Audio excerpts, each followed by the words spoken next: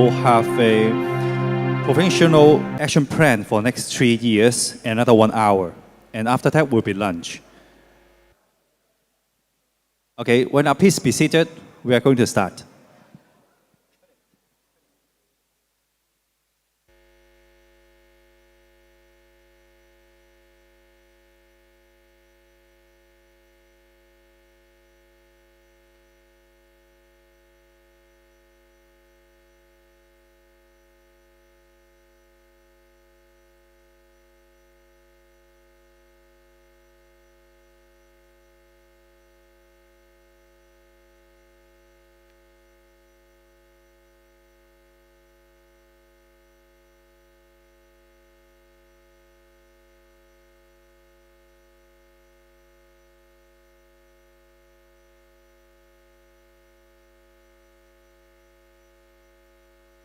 I would like to invite our first speaker, Sister Lucrezia Uribe.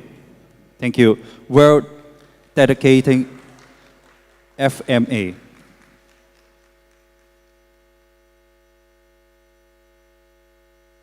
Buongiorno a tutti. Sono felice di trovarmi qui. I'm very happy to be here with you. Mi spiace tanto non parlare inglese.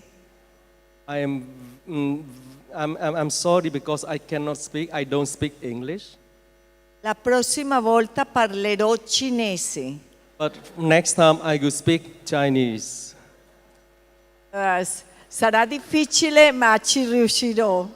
I know that it's difficult for me, but anyway, I hope that it will work well. Ok. Io lavorerò così. Presenterò la leadership nel cammino della sinodalità che fa la Chiesa. This is my topic, the leadership and synodality in the church. Ok. Perché parlare della leadership dal punto di vista biblico? So why I'm talking about leadership in the biblical dimension? Perché la nostra associazione è un'associazione ecclesiale. Because our association is association belong to the church. Don Bosco ha voluto dei battezzati, cioè dei cristiani attivi nella società. And Don Bosco wanted that all the baptized faithful should be active in the church. Quindi faremo 3 momenti: la dimensione biblica, We will have 3 moments. The first moment is the biblical dimension. secondo momento la dimensione carismatica, Second moment is the charismatic dimension. e il terzo momento nell'associazione, come vivere questo aspetto nell'associazione.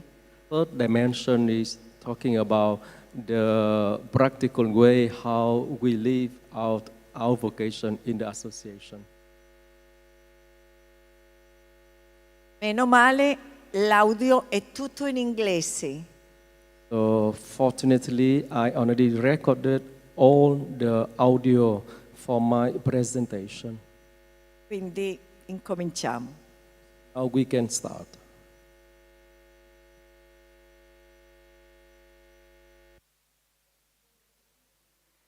Leadership and synodality, biblical dimension.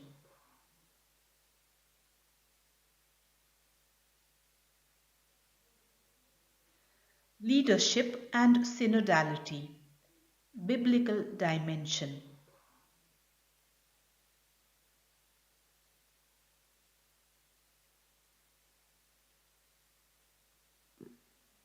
Let's start with some questions.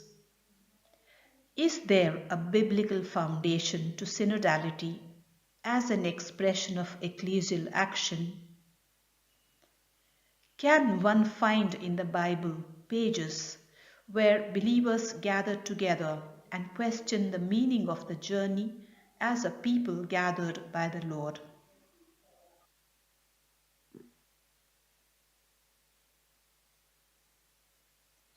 beginning with the realization that there can be no synodality without an authentic exercise of accountability. We will ask about the positive dynamics and processes that can be triggered to overcome divisions in the community.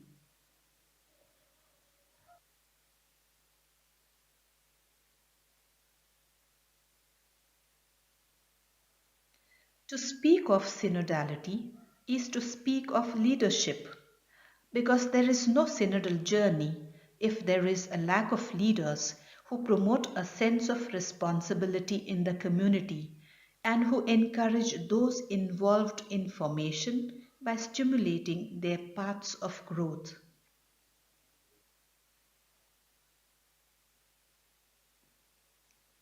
Leader. He who, in the course of his membership in the life of a social organism, influences other members and, more generally, the activities that the organism carries out or girds itself to carry out. Leader. He who, in the course of his membership in the life of a social organism, influences other members and, more generally, the activities that the organism carries out or girds itself to carry out. The Bible seems to harbor some resistance to leadership with one man in charge and to the concentration of power in the hands of a boss, while stressing the importance of membership in the community.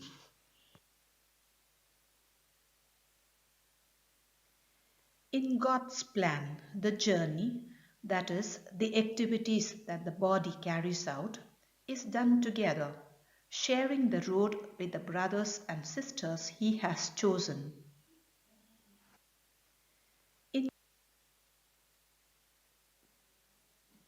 The Apostle Paul is among the richest and most interesting personalities in the New Testament. His decisive character and courage in tackling issues head-on mark the traits of a true leader.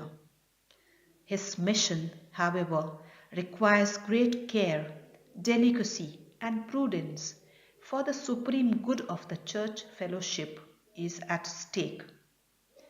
In the two passages, we analyze Paul offering a sacrifice in the Temple of Jerusalem and the disagreement with Barnabas in Antioch. The apostle shows that he can skillfully modulate pastoral choices without dogmatic rigidity or excessive character hostility.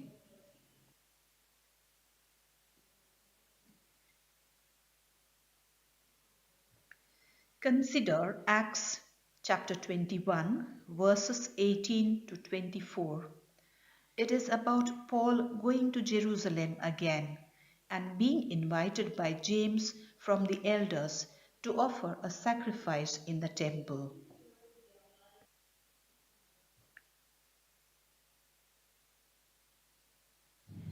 Two notes.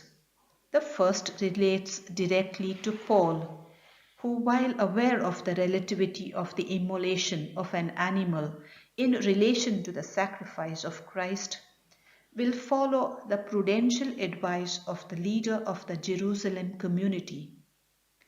He adjusts himself to this practice in order to save fellowship.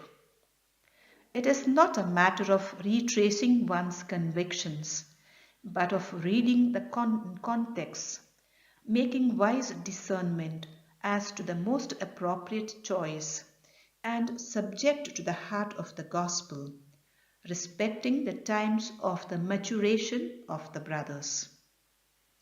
The second annotation flows from the indication of sacrifices and refers to the attendance of the temple by Judeo-Christians.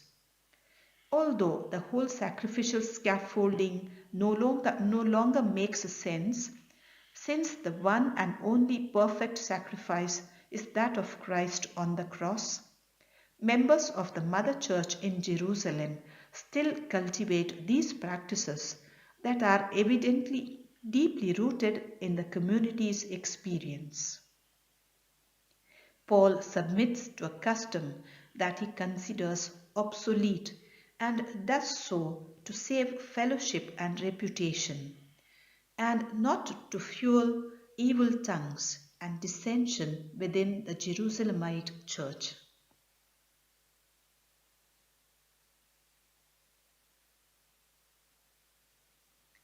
This biblical page reveals a deep pastoral significance. While in the eyes of pure, hardcore believers, it may seem a glaring inconsistency with Christian newness compared to Judaism, in the consideration of Jerusalem pastors, it is appropriate to continue on this prudential path because the local church still needs it.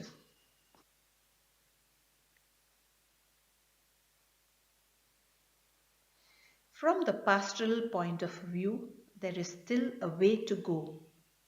And that is why some tolerance for secondary practices that do not affect the foundations of the faith can find room. In fact, Paul, inspired by pastoral prudence, had Timothy circumcised. He himself had practiced the vow of Nazariteship, confirming a religious behavior that retained certain practices deemed not at odds with Christianity.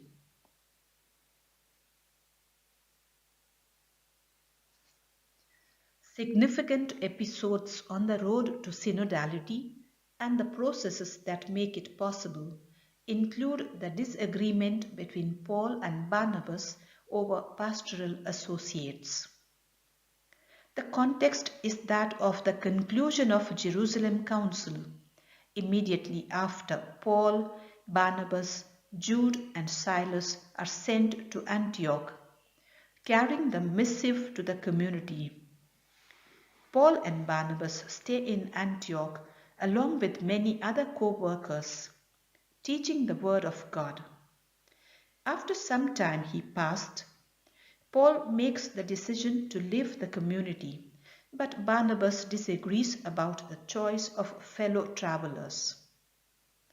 The text says, "After a few days, Paul said to Barnabas, 'Let us return to visit the brethren in all the cities in which we have proclaimed the word of the Lord, to see how they are.' Barnabas also wanted to take John, called Mark, with them, but Paul felt that one should not be taken who had gone away from them to Pamphylia and had not wanted to participate in their work. The disagreement was such that they separated from each other. Barnabas, taking Mark with him, embarked for Cyprus. Paul, on the other hand, chose Silas and departed. In fact, in Acts 13:13, we read that in Perge, Pamphylia, John leaves the group and returns to Jerusalem, a defection that did not please Paul at all. We do not really know the reasons why Barnabas chose precisely John and preferred him. Surely it is not a conflict of principles, but personal preference. Perhaps he feels he is better suited for the mission, or he had simply enjoyed the previous collaboration and so he chooses him again. We can also speculate on motives of sympathy toward a co-worker to whom he is closely related. Or, finally, Barnabas wants to give another chance after the disappointing beginning of his pastoral work. It is a fact that the tone of the discussion is very strong, to the point that they parted ways.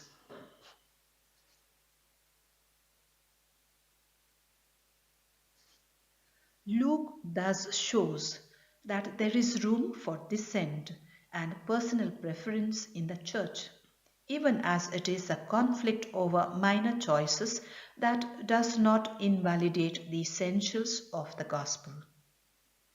we can conclude by saying that divergences, on the one hand, do not always and in any case represent a tragedy, because they do not automatically imply the slowing down of the mission.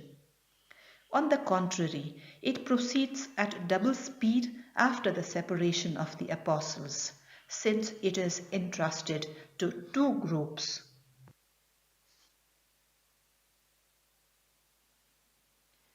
Pastoral understanding among missionaries and the sharing of a common vision. Fruitful collaborations and new possibilities for evangelization. But this shows, on the other hand, how important pastoral understanding among missionaries and sharing a common vision are, as fruitful collaborations and new possibilities for evangelization flow from these.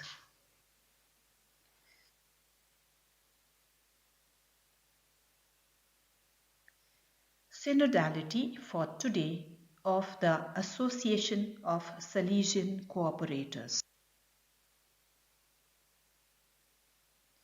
There are virtuous paths that generate mature leaders who are free from the narcissistic obsessions that stir the spirits of irresponsible pastors. Paternity, sonship, and fraternity are the three areas in which to work on in order to achieve human maturity, which is certainly a long-term goal, but which requires an immediate decision to embark on a path of formation.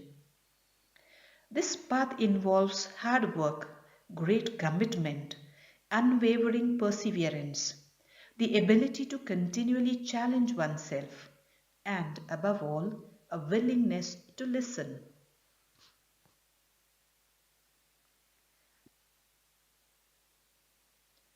Task-centered leader, different from leader in the grip of his unresolved conflicts.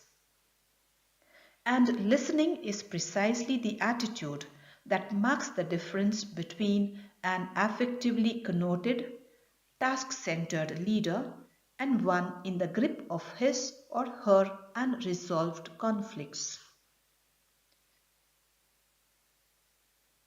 It requires, first of all, listening to the Word of God, because if this habitual disposition is lacking, one loses the sense of one's vocation.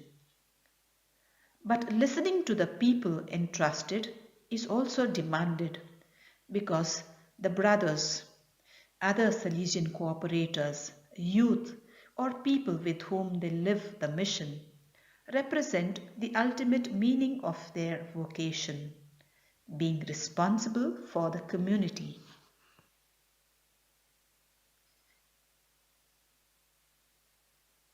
Leadership and synodality. Does not promote synodality, hardness of heart, distinctive trait of stubbornness of those who exclusively follow their own ideas. Promotes synodality, meekness and mercy.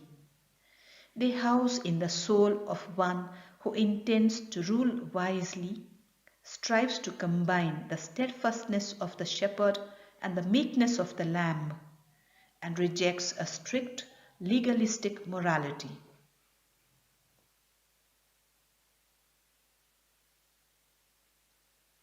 Does not promote synodality, leader marked by a callous ear and selfish desire for affirmation. Promotes synodality, leader who gets involved in the needs of others, empathetically listens and knows how to enter into a balanced emotional synergy.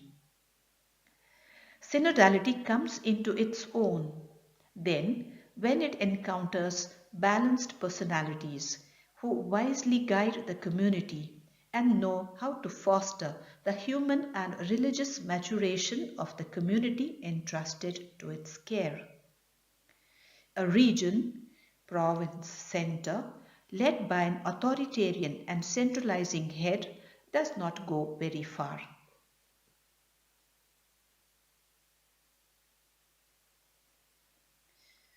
When the Salesian Cooperators community forgets to proclaim Christ with its life, it loses its freedom and vocation, falling into the dangerous trap of self-referential narcissism.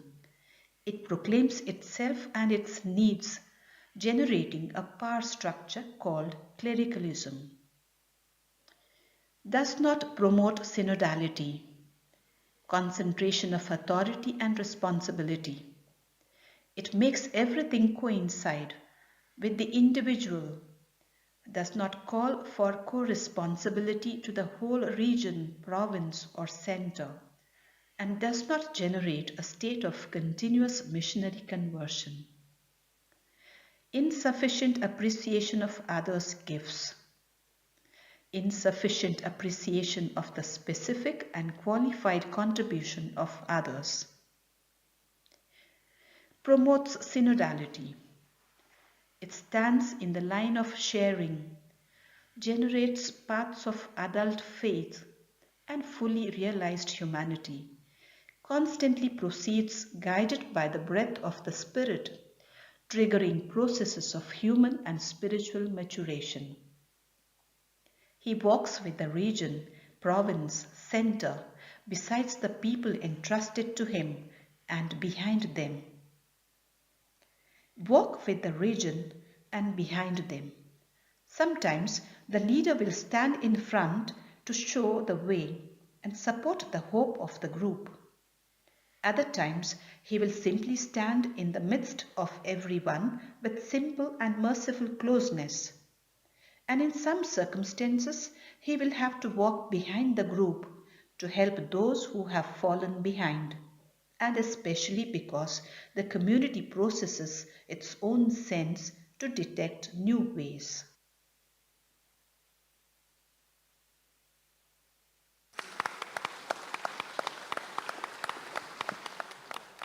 Thank you, Sister Lucasa. I would like to... You will say something. Okay, thank you. Forse se avete delle domande, alla fine di tutte e tre le parti potete fare qualche domanda se va bene. If you have some clarification, questions, we can do at the end of our presentations. Thank you, Sister. Now I would like to invite the second presenter, World Delegate SDB, Brother Dominic Nem. Thank you. Thank you. Good morning to all. I could say that because of the language, that's why Sister Lucrecia really did not show herself, because she's a good animator. Then just if she has a chance to speak Spanish, he'll make the whole crowd really jump on your feet. We had a chance already to participate in Europe, in Latin America. Then in those places, the language doesn't a problem for us, because we can speak Italian, we can speak Spanish, then all the people can follow easily. But here in India, last February, and today in Asia, in Hong Kong, so we have some limitation how we really give you a very lively presentation. Anyway, we try our best. Then we go to the second dimension. It's about our charismatic dimension. So I'm allowed to say something about Salesianity.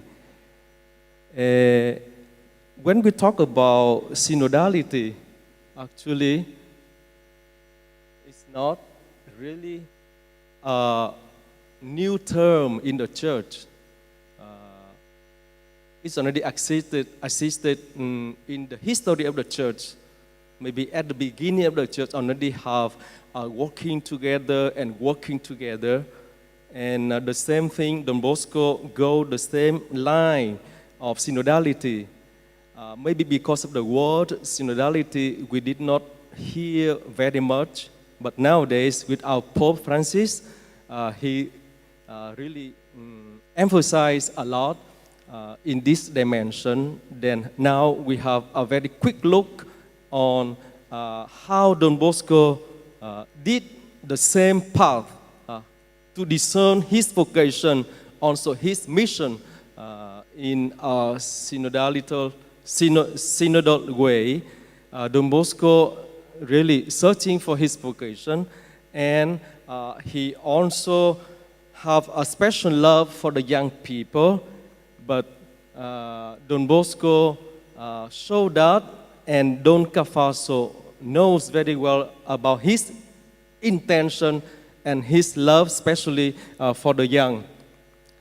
Then Don Cafaso also saw Don Bosco, he should be a good disciple working for the young people in Turin. And at that time, we know very well the story of Don Bosco, the problem of the youth coming from far away from the city, came to the city to look for a job, and a lot of problems happened in that day. And Don Bosco listened to the advice of Don Cafaso, and he asked him that, okay, at this moment, what really disturbed you a lot in your mind? And Don Bosco answered that the mission and take care of the young people, that is his more concern. So he listened to a lot of voices from the poor boys asking him for help. That's why he decided to really work for the young people, the poor youth. And Don Bosco make the same journey of solidarity together with the poor boys in his oratory in Valdocco. And this picture, we see that in Colle, in the chapel underground, under the temple of Colle. Let's say that what did Don Bosco do at Valdocco? He really, from the very beginning, invited many people, lay people, priests, political, everyone, because he always saying that I need a lot of people working in this field, working for the mission of the young people. Then he never works alone. Then, even with his poor boys, slowly, under his guidance, and they became also the co-founders of the congregation. And in matter of fact, that the students, the boys, during his time in Valdocco, and they slowly became a Salesians and also became leaders, the first followers, the first successor of Don Bosco, and to guide the congregation and to follow the mission. I would like to divide into this synodality according to the Salesian style in 3 points. The first is the Salesian sacrament of presence. Later I will develop a little bit more. And the second is fraternity. And the third one is talking about the journeying together with the young people in the mission. This is the Salesian style of synodality. Let's go to the first, the Salesian sacrament of presence. Then in the letter of Pope Francis sent to all the members of the General Chapter 28, okay, he talked a lot about the Salesian sacrament. Also in the article of our PAL, say about very clear that we animated by the Salesian spirit, that we have very special attention to the young people. So you should know that our intention, our mission, and our being a Salesian is work for the salvation of the young people. That's the main purpose. And if we miss that point, we are no longer a Salesian. Okay, without the young, our vocation, just like meaningless. We should always I'm becoming a Salesian, so I should keep in mind that I should give a special attention for the young people. Then I also mentioned before that the Pope Francis talked about this presence of the Salesian among the young people. And then our Rector Major just lifted up. It's not simply a presence, but it's the sacrament. It's the sacrament, Salesian sacrament of presence. What does it mean, sacrament? It's very important. It's a very strong word. Sacrament is the sign of God's grace. So we are the signs of God's grace among the young people if we are present there. Some people, maybe also some Salesians, saying that I have no time to be with the young. I have a lot of work in the office, so I stay in the office. But it's not the way to live our vocation. So the Salesian presence is really, really important, and we should keep in mind this. And how is our presence among the young? Should be a joyful presence. Should be the source of joy among the young people. Then what is the secret to be a joyful presence?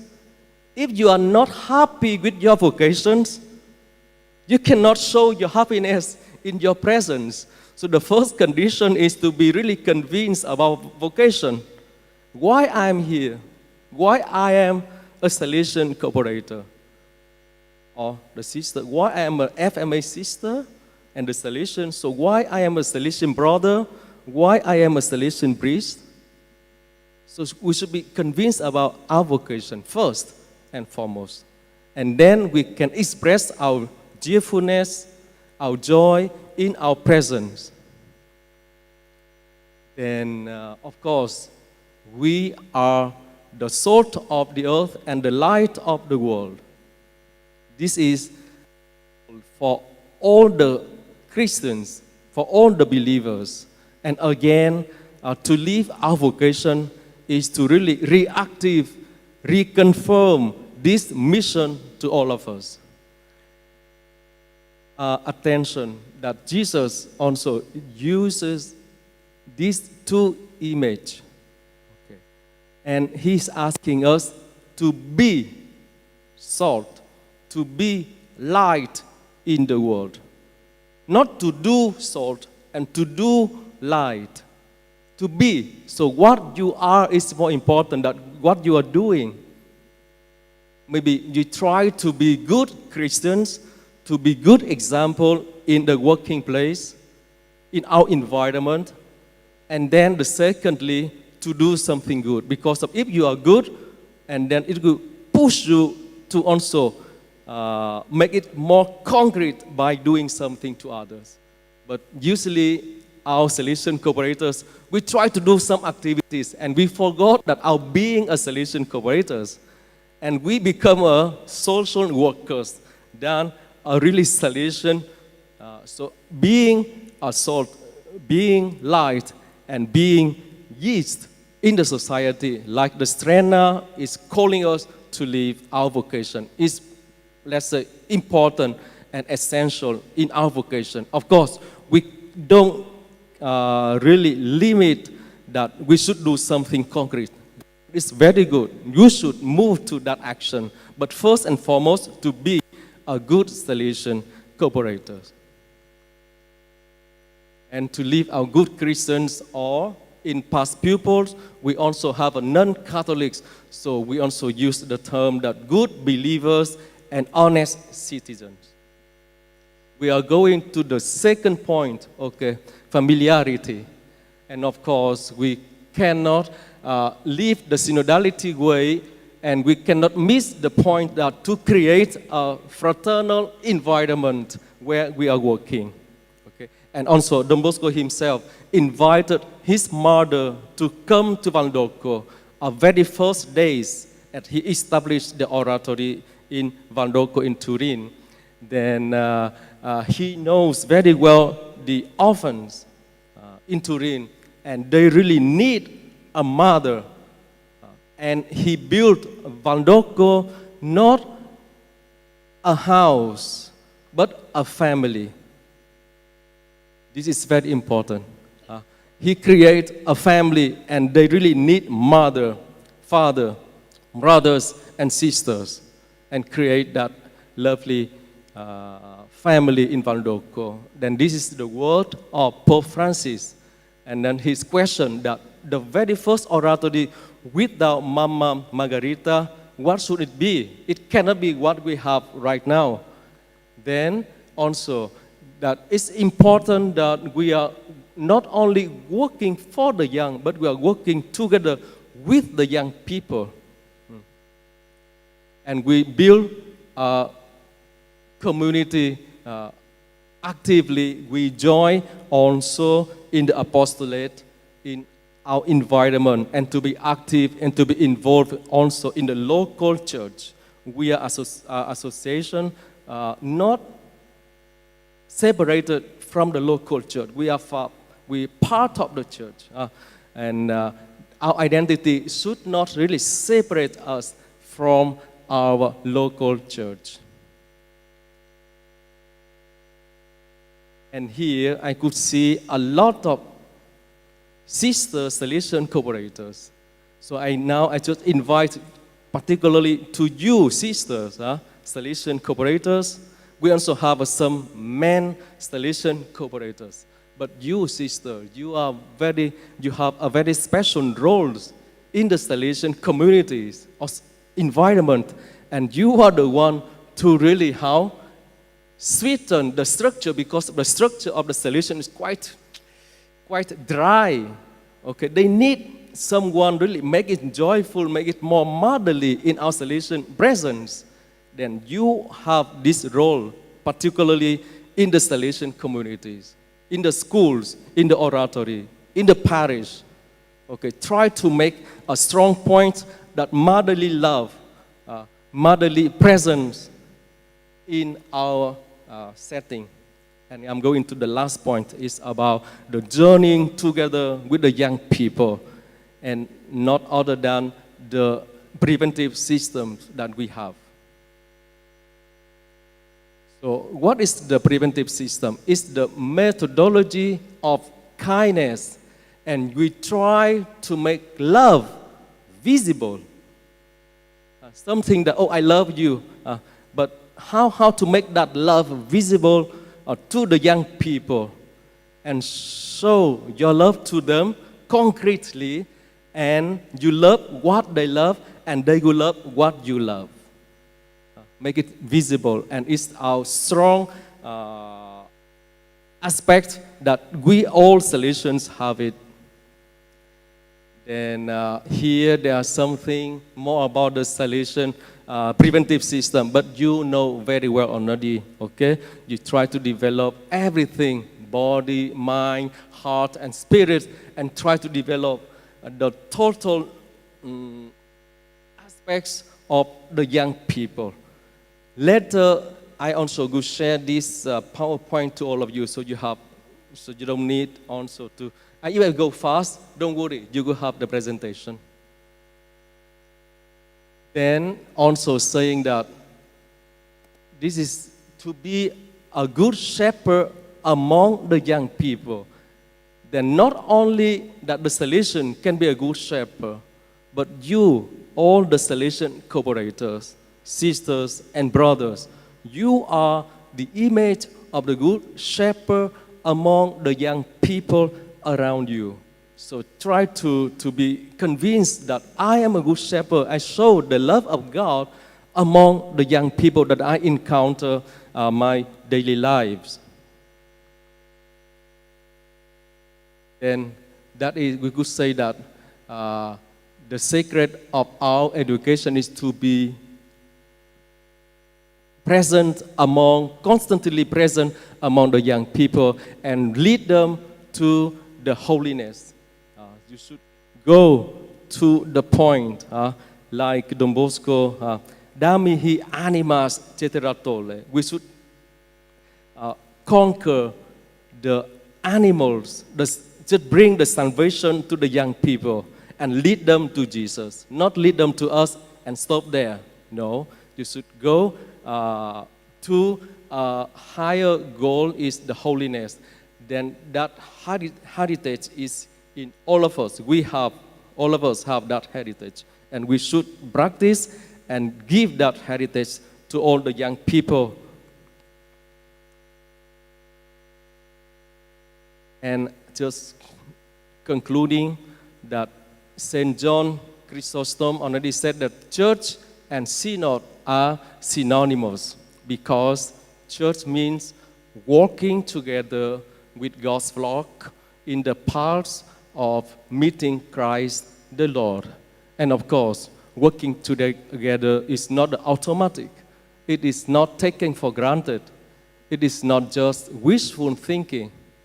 It is a continuous and patient learning of an art that follows us to synchronize our steps, to harmonize differences, to open ourselves to the creativity of the Spirit that directs our gaze toward a great horizons.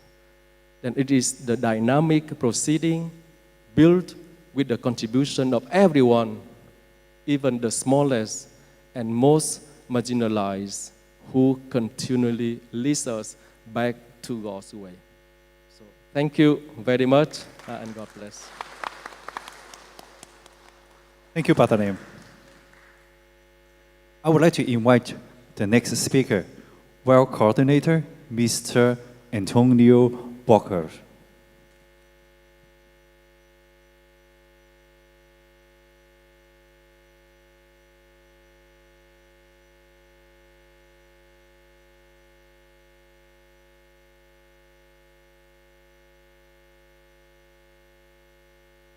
Buongiorno a tutti. Good morning to all. Velocemente, per chi non mi conosce, mi presento. I'd like to present myself because you may not know me personally. Ho 62 anni, sono salesiano cooperatore da 43 anni. I am 62 years old, and for 42 years that I am 43. 43 years as a Salesian cooperator. Sono sposato con Francesca da 39 anni. I married Francesca 39 years. Abbiamo 3 figli, So we have 3 children, Giuseppe, Carolina e Vincenzo. Giuseppe, Carolina e Vincenzo. Carolina è una figlia di Maria Ausiliatrice. My only one daughter, but she's the sister of FMA. E dall'ottobre del 2018 il Rettor Maggiore mi ha chiamato a questo servizio all'associazione. October of 2018, Rector Major called me to be this position, the World Coordinator. E dopo 2 anni di stop a causa della pandemia, After 2 years of the COVID pandemic, in tutte le regioni del mondo si sono potuti celebrare i congressi regionali come quello di oggi. and because of that, so the whole world really stopped and couldn't organize the regional congress like that we are having now. E come diceva Domenico, siamo stati in Europa, in America Latina, in India, oggi in Asia. As I already mentioned before, that we had the congresses in Europe, Latin America, India, and now we are here. E come livello mondiale stiamo proponendo questa particolarità che il Papa Francesco ci chiede a proposito della sinodalità. As a world level, we would like to emphasize also the aspect of synodality. How do we live this aspect in our association? E quindi dopo aver visto la sinodalità nella Sacra Scrittura, la sinodalità nel carisma, vediamo la sinodalità come laici nella famiglia salesiana. After listening Sister Lucrezia about biblical dimension, Domenico about the charismatic dimension, and now the lay dimension, synodality in our association. start my presentation. Quindi salesiani cooperatori pensati per vivere la sinodalità nella Chiesa. Sinodalità è sinonimo di comunione, partecipazione e missione. La parola sinodalità ormai è diventata un ritornello, uno slogan, una password per accedere al consesso ecclesiale in regola con le aspettative. È molto evidente la volontà di Papa Francesco che il 9 ottobre del 2021 ha dato inizio in Vaticano al cammino sinodale di riflessione e di approfondimento per una Chiesa sinodale. Questo cammino terminerà nell'ottobre del 2023 con la celebrazione dell'assemblea plenaria del Sinodo dei Vescovi, per poi passare alla fase di attuazione. L'obiettivo del cammino sinodale è coinvolgere in modo capillare l'intero popolo di Dio per un ascolto interno alla Chiesa cattolica ed esterno alle altre chiese, nonché ai diversamente credenti e a coloro che non credono. Le tematiche individuate per questo percorso sono comunione, partecipazione, missione. Rifacendosi al teologo Congar, il Papa invita a dar vita a una Chiesa diversa che non significa a un'altra Chiesa. Si tratta di un grande bisogno di rinnovare il tessuto ecclesiale, innovando senza rompere col passato e individuando nuovi modi di vivere l'appartenenza senza volare alto sulla testa dei credenti. Infatti c'è il rischio concreto che le espressioni altosonanti possano restare termini un po' astratti se non si coltiva una prassi sinodale. Ma sarà davvero possibile nella prassi instaurare uno stile sempre più partecipativo e comunionale nella vita ecclesiale a ogni livello? Come coniugare le diverse sensibilità, i diversi doni e approcci in modo da diventare davvero compagni di viaggio nell'avventura della Chiesa e dell'umanità tutta? E il ruolo della nostra associazione, dei Salesiani Cooperatori e della famiglia salesiana? Il lavoro da fare non è un progetto di breve o media scadenza, richiede anni e forse delle generazioni. Si tratta di diffondere in tutti i gruppi della famiglia salesiana, nello specifico che ci riguarda da vicino, e più in generale nei movimenti, parrocchie, uno stile di confronto capace di accettare idee diverse, talvolta anche conflittuali, ma senza perdere quello spirito evangelico di rispetto per la persona che ha la precedenza rispetto alla difesa a prescindere di idee personali, politiche e religiose. Però dobbiamo essere onesti nel dire che iniziamo questo cammino nella consapevolezza che il popolo credente non è abituato a ciò, né gerarchia ecclesiastica né fedeli laici. Per questo cerchiamo di capire come da laici possiamo dare il nostro contributo. Le origini. Un sogno dal profumo di profezia. Da un articolo pubblicato su ANS nel novembre del 2020 dal titolo Don Bosco, l'uomo di Dio che ha sempre chiesto aiuto a tutti. Io ho sempre avuto bisogno di tutti, diceva spesso Don Bosco. Indimenticabile quella sera fredda del 9 novembre 1846, quel prete e sua madre che arrivano dopo aver fatto 40 chilometri a piedi, lui con il breviario sotto il braccio e un piccolo bagaglio, lei con una cesta con poche cose. Sua madre lo segue nell'avventura un po' folle. Non l'aveva obbligata, egli amava la mamma, ma la mamma lo amava anche di più. E non aveva esitato, Giovanni, vengo con te. Fu aiutato da laici, uomini e donne, e da sacerdoti amici, che collaborarono con lui in molti modi. ebbe soprattutto all'aiuto inestimabile della sua amata madre, mamma Margherita. Mi piace dire, credo con valore storico, che insieme fondarono l'oratorio, perché al genio creativo e apostolico di Don Bosco si aggiunse la delicatezza materna della madre che diede calore femminile a quella casa. Accompagnò e incoraggiò il figlio nei difficili inizi dell'oratorio e del lavoro con i ragazzi che bussavano alla porta della loro casa.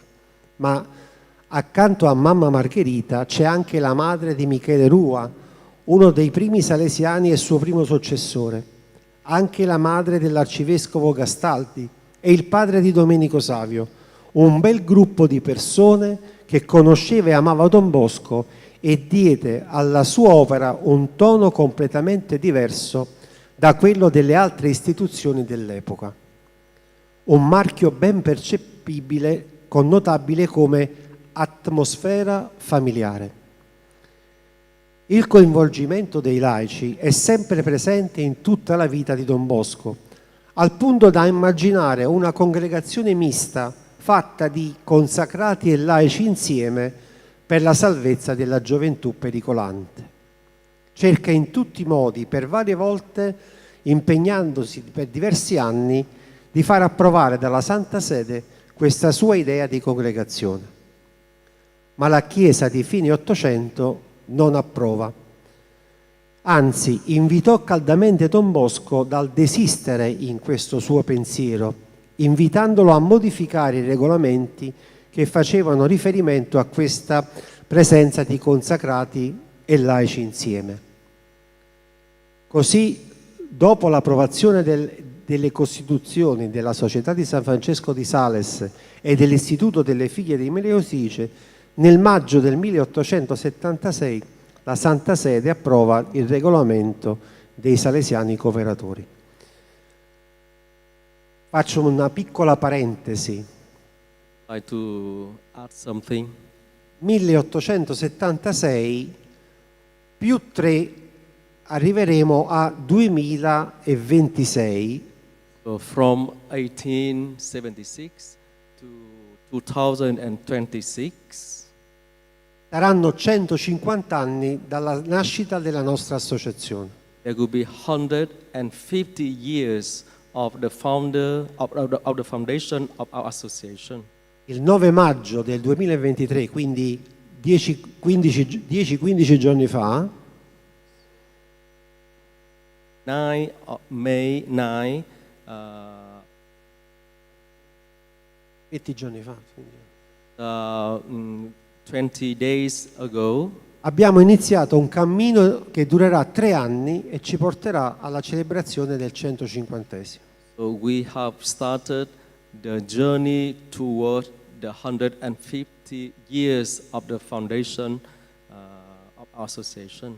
Quindi restate sintonizzati perché ci saranno tante iniziative a cui tutti quanti voi dovete partecipare.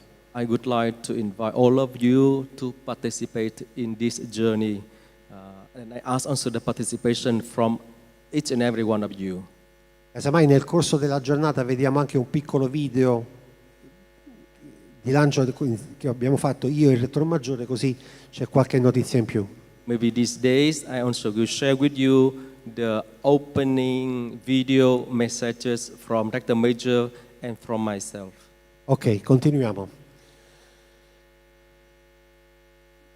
Nel progetto di vita apostolica all'articolo numero 4, l'Associazione dei Salesiani Cooperatori è approvata dalla Santa Sede Apostolica come associazione pubblica di fedeli e partecipa al patrimonio spirituale della Società di San Francesco di Sales. I membri collaborano attivamente alla sua missione in nome della Chiesa sotto l'autorità del Rettore Maggiore quale successore di Don Bosco, in spirito di fedeltà ai pastori e in collaborazione con le altre forze ecclesiali. Quindi un'associazione prevalentemente di laici, slegata dalla congregazione, ma intimamente collegata al patrimonio spirituale della Società di San Francesco di Sales. E il ruolo dei laici e ben definito fin dall'inizio.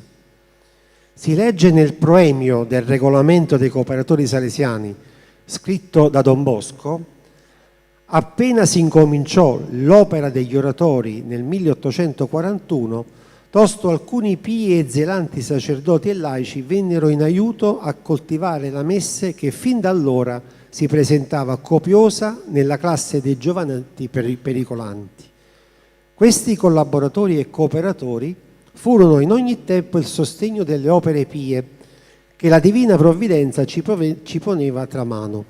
Ognuno studiava di lavorare ed uniformarsi alla disciplina vigente e alle norme proposte, ma tutti solevano reclamare un regolamento che servisse come di base e di legame a conservare l'uniformità e lo spirito di queste popolazioni, di queste popolari istituzioni. Tale desiderio speriamo che ora rimarrà soddisfatto col presente libretto. Esso non contiene regole per oratori festivi o case di educazione, che tali regole sono descritte a parte, sebbene un vincolo con cui cattolici che lo desiderano possono associarsi ai salesiani e lavorare con norme comuni e stabili affinché stabili ed invariabili se ne conservino lo scopo e la pratica tradizionale. Il Signore Dio, ricco di grazie e di benedizioni, spanda copiosi sui celesti lavori sopra tutti coloro che prestano l'opera loro per guadagnare anime a Gesù Salvatore. Fare del bene alla pericolante gioventù, preparare buoni cristiani alla Chiesa, onesti cittadini alla civile società, e che tutti possano un giorno diventare fortunatori abitatori del cielo. Così sia, Torino, 12 luglio 1876. I cooperatori, con i salesiani di Don Bosco e le figlie di Maria Auxiliatrice, danno vita a quella che poi sarà chiamata famiglia salesiana, anche se la prima volta che si sente pronunciare questo termine è il 3 aprile del 1934, 2 giorni dopo la canonizzazione di Don Bosco, quando Papa Pio XI, rivolgendosi ai pellegrini venuti a Roma per l'occasione, afferma: voi rappresentate tutti coloro che avete lasciato nei vari luoghi da cui provenite, tutta la grande famiglia salesiana. Adesso entriamo un po' più nello specifico. Identità come laici nella Chiesa. Si potrebbe affermare che l'intuizione di Don Bosco di chiedere aiuto a molti, compresi i laici, per portare avanti la sua opera di salvezza dei giovani, si perpetua anche dopo la sua morte e in modo quasi profetico prende un nuovo slancio grazie proprio al Concilio Vaticano II, che introduce una nuova prospettiva riguardo ai laici. Non più esclusivamente destinatari dell'evangelizzazione da parte del clero, ma responsabili alla pari, quindi corresponsabili con i presbiteri e la Chiesa tutta nella comune azione pastorale, ognuno secondo le proprie specificità vocazionali. Questo rinnovamento inizia nel 1961 con l'avvento del Concilio Vaticano II ed è ancora in corso. Per questo motivo oggi l'atteggiamento sinodale da assumere nella Chiesa Cattolica per quanto riguarda i laici è un importante momento di discernimento sui molti temi che riguardano il mondo intero e la Chiesa stessa dagli inizi del XXI secolo. La novità del Concilio riguardano la liturgia, rendendola più vicina alla gente. Basti pensare alle messe nelle lingue nazionali piuttosto che alla nuova modalità di fare catechismo. Le strutture di governo della Chiesa pensate al servizio della Chiesa stessa e non come esercizio di un potere. L'ecumenismo e quindi la consapevolezza della necessità di un dialogo interreligioso e infine, ma non ultimo, la riaffermata dignità dei laici. La figura del laico che ci consegna il Vaticano II si delinea nella Lumen Gentium al numero 31. Col nome di laici si intende qui l'insieme dei cristiani, ad esclusione dei membri dell'ordine sacro e dello stato religioso sancito dalla Chiesa, i fedeli che, dopo essere stati incorporati a Cristo col battesimo e costituiti popolo di Dio e nella loro misura resi partecipi dell'ufficio sacerdotale, profetico e regale di Cristo, per la loro parte compiono nella Chiesa e nel mondo la missione propria di tutto il popolo cristiano. L'identità del laico mi sembra chiara, ma il termine laico continua ancora oggi in alcuni ambiti ad essere frainteso, soprattutto per la sua base teologica e per la mancanza di corrispondenza con la realtà pastorale. E ancora, secondo l'esortazione apostolica Christe Fidelis Laici al numero 9, noi laici apparteniamo alla Chiesa così come siamo la Chiesa, che già ci pone in una posizione privilegiata. Essere e appartenere implica di più che essere semplici ascoltatori che ricevono le istruzioni dai pastori o partecipano a qualche altra funzione. Colpisce che questo numero 9 propone una descrizione positiva della vocazione e della missione dei fedeli laici, che dimostra il tentativo di superare una certa comprensione negativa del concetto. Carisma, vocazione e indole secolare. Il laico è l'uomo delle tre appartenenze. Appartenenza a Cristo. Non si è laici per un particolare incarico nella parrocchia, nella CEP, nella comunità educande o in un gruppo della famiglia salesiana. Non è la funzione che ci rende laici, ma siamo laici perché all'origine della nostra missione c'è la vocazione. Vocazione che nasce dal cuore di Dio. È Dio che nel momento in cui ha creato il mondo con la sua autonomia ha pensato alla laicità, perché qualcuno del mondo potesse portare il mondo a Dio.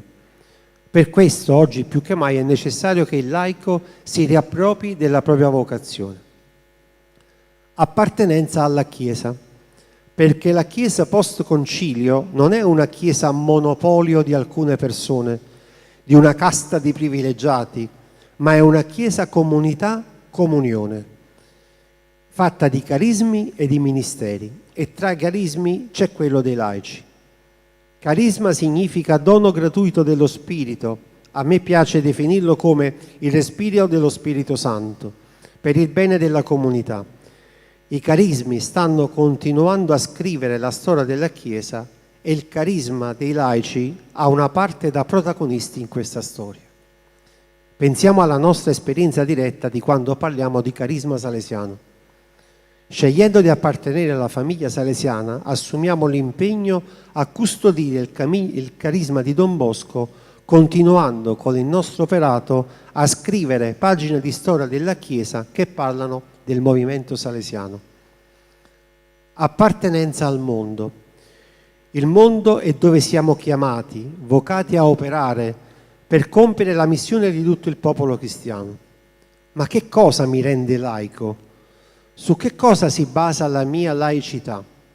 E soprattutto, sono consapevole che come laico sono chiamato a svolgere un compito specifico nella Chiesa?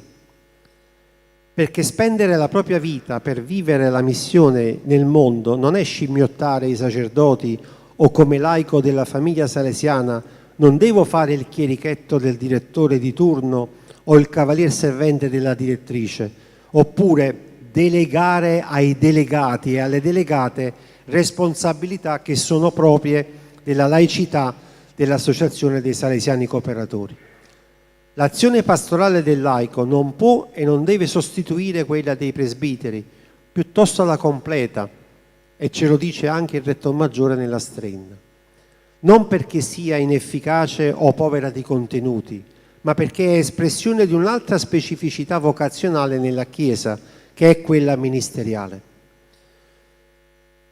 Giovanni Paolo II, per la 40ª giornata mondiale di preghiera delle vocazioni. Come non leggere nella vicenda del servo Gesù la storia di ogni vocazione, quella storia pensata dal Creatore per ogni essere umano, storia che inevitabilmente passa attraverso la chiamata a servire e culmina nella scoperta del nome nuovo pensato da Dio per ciascuno.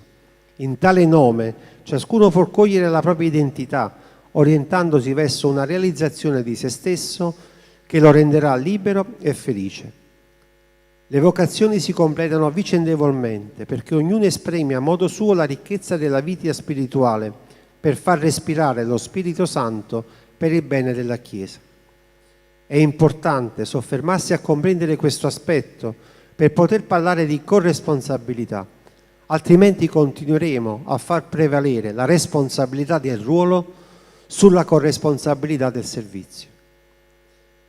Questo vale anche per i nostri organi di governo, come i consigli, ai vari livelli, a quelli di animazione come nelle consulte. Come c'è una corresponsabilità dei laici, c'è una corresponsabilità dei presbiteri. È necessario che i laici superino la pigrizia di vivere esclusivamente la specificità del compito. Solo vivendo in libertà la propria specificità vocazionale saranno espressione del carisma che hanno ricevuto in dono e soprattutto metteranno a frutto i 3 grandi doni ricevuti nel battesimo: l'ufficio sacerdotale, profetico e regale di Cristo. Questi 3 doni non sono medaglie da mettere sul petto e da esibire durante le cerimonie solenni o negli incontri che facciamo. Costano sacrificio, perché quando il Signore dà dei doni, questi richiedono impegno. Non sono donati per gareggiare a chi è più bravo, ma a chi serve meglio il Signore nella quotidianità. Altro tratto caratteristico del laico è la sua indole secolare, perché paradossalmente non si è laici nella parrocchia, nell'oratorio, nei centri, nelle unioni, ma fuori da questi luoghi. Dentro è più facile essere cristiani con chi già condivide la nostra fede. Il difficile è fuori, nel mondo. Il laico è l'avamposto della Chiesa per consentire alla Chiesa di arrivare dove probabilmente non arriverebbe mai. La Chiesa attraverso i laici può arrivare dove i laici già stanno. Il laico non deve andare nel mondo perché già vive nel mondo. Sempre alla Lumen Gentium numero 31, il carattere secolare è proprio e peculiare dei laici. Infatti i membri dell'ordine sacro, sebbene talora possono essere impegnati nelle cose del secolo, anche esercitando una professione secolare, tuttavia per la loro speciale vocazione sono destinati principalmente e propriamente al sacro ministero, mentre i religiosi con il loro stato testimoniano in modo splendido ed esimio che il mondo non può essere trasfigurato e offerto a Dio senza lo spirito delle beatitudini. Per loro vocazione è proprio dei laici cercare il regno di Dio, trattando le cose temporali e ordinandole secondo Dio. Vivono nel secolo, cioè implicati in tutti i diversi doveri e lavori del mondo e nelle ordinarie condizioni della vita familiare e sociale, di cui la loro esistenza è come intessuta. Ivi sono da Dio chiamati a contribuire quasi dall'interno a mo' di fermento. Stiamo parlando di lievito, così come ci dice la strenna, alla santificazione del mondo, esercitando il proprio ufficio sotto la guida dello Spirito Evangelico e in questo modo a manifestare Cristo agli altri, principalmente con la testimonianza della loro stessa vita e col fulgore della loro fede, della loro speranza e carità.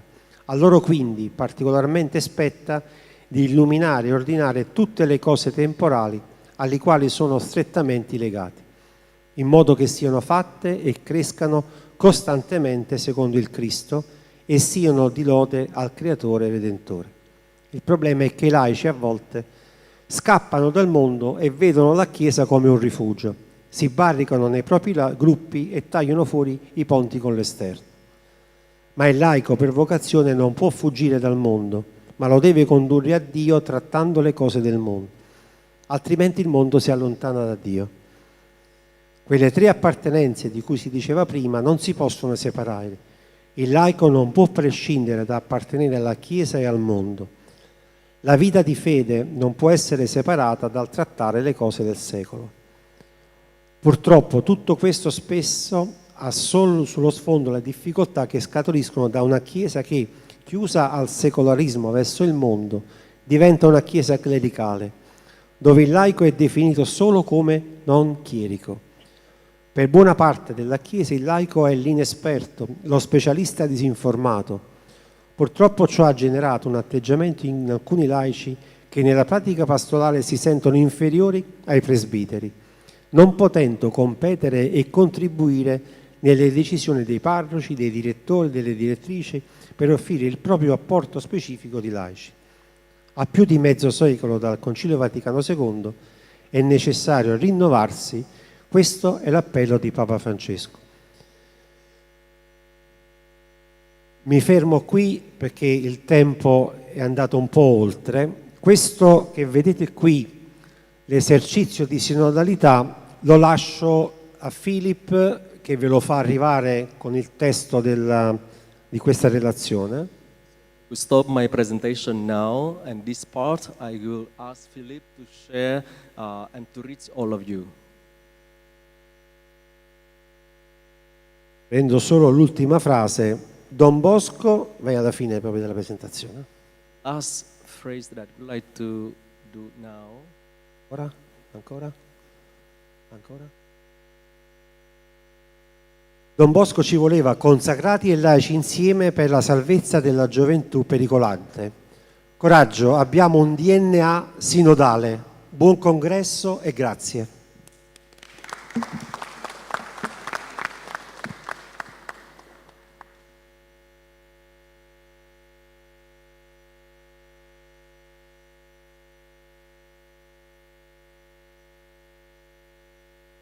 Thank you so much. So the next section will be the action plan for next 3 years, which is a group discussion. Okay, now we will have this discussion until, okay, we need at least 1 hour, so will be until 12:20. So our schedule will be changed. Please be reminded. Okay, our lunch will be 20 minutes late than the original schedule. So from now on, we have a 1 hour discussion. Okay, for the topic is the professional action plan for the next 3 years. And the group will be same as yesterday. Same as yesterday. So you can double check your name tag. Behind, there is your group number. Okay,